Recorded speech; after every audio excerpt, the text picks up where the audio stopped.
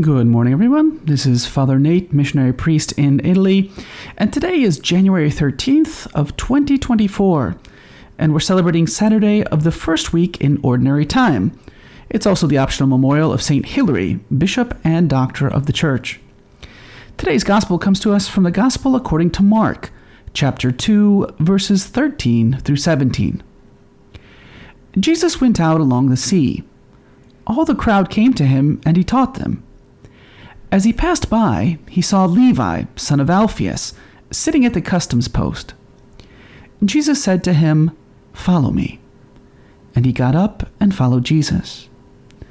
While he was at table in his house, many tax collectors and sinners sat with Jesus and his disciples, for there were many who followed him.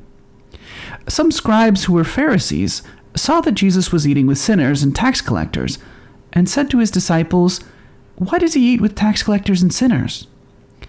Jesus heard this and said to them, "Those who are well do not need a physician, but the sick do. I did not come to call the righteous, but sinners." Today's Gospel presents us with the call of St. Matthew, who's also called Levi, his other name. Now, there's a lot we could say about this episode that we've just heard. On one hand, for instance, notice how even in the midst of his sinfulness, because tax collectors were considered public sinners, even in the midst of Matthew's sinfulness, when Jesus comes to him and says simply, "Follow me," Matthew gets up and goes. It's clear that God offers us such a better alternative to sinfulness, loneliness, and to the boredom that is vice that once the offer is made to follow him, it really makes no sense to reject it. We could also point out about how once Matthew was converted, he didn't hesitate to bring others to Christ, especially his tax collector friends, who probably wouldn't have dared to get close to Jesus otherwise. As St. John Paul II said, like evangelizes like. Like evangelizes like. However, and especially on Saturday, the day when we think of the Blessed Virgin Mary, we can think of how Jesus spoke at the end of today's Gospel. Those who are well do not need a physician, but the sick do. I did not come to call the righteous, but sinners. In a similar way, we can consider how Mary is called Refuge of sinners, as though sinners had a particular right to her maternal affection and intercession.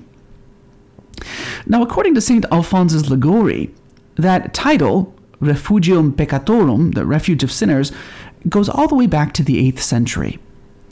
And another priest explains it this way. He says, "We read that there were, in the old law, cities of refuge, to which the guilty, whose crimes had rendered them worthy of death, could flee to safety."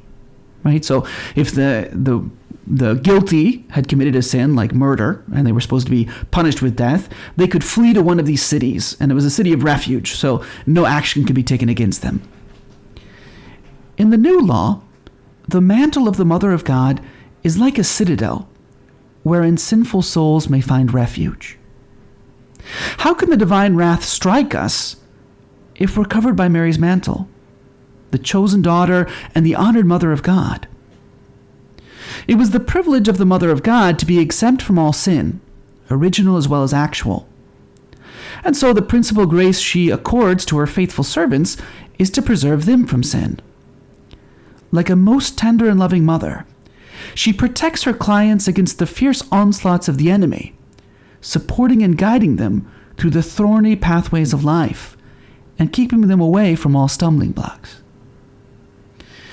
So today then, as we continue our journey through ordinary time, let's ask through the intercession of Mary, Refuge of sinners, for the grace to turn to her as our help and our refuge in times of need. Thank you so much for listening. If you enjoyed hearing the Gospel and homily, I invite you to share it with someone you know who may also find it rewarding, and also to subscribe to the Catholic Voice channel. Please see in the description below if you would like to receive a text message for each daily Gospel and homily. Please also keep our missionary priests throughout the world in your prayers. Thank you, and God bless.